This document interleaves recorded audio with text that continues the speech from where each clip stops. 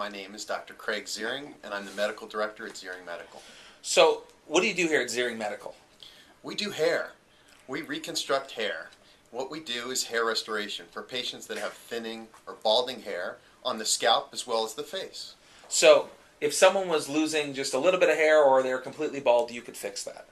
Yeah, early intervention is the key with our patients in trying to restore their hair. So you want to start patients when they're just starting to thin, and you can use medical processes as well as surgical intervention when they become later staged. Now, hair loss affects millions and millions of people. Is it just men, women, you can do, dog? What do we got here? Yeah, we try to keep our patients to the human species, but in men, there's over 50 million men in the United States that suffer from hair loss. In women, it's probably 35 million or more.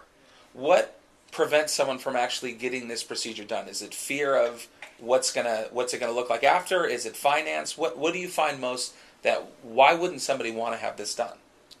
The most common reason patients don't do the procedure or are afraid to do the procedure is precisely that, the fear factor. They're afraid it won't look natural.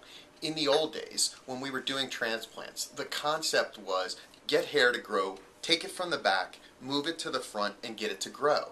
And that was done and achieved. The problem is there was no artistry, no naturalness in that. So you've got those cornrows and doll hair.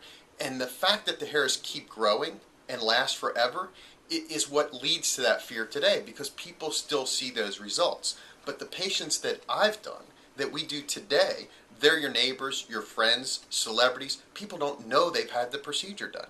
What is the difference? What is it that you guys do differently than the past or what people are doing now? What we do at Ziering Medical is a concept or a process called trichosculpture. And what that does is it blends the most advanced surgical techniques and technology with the classical principles of art in reversing the effects of miniaturization to give the most natural result possible.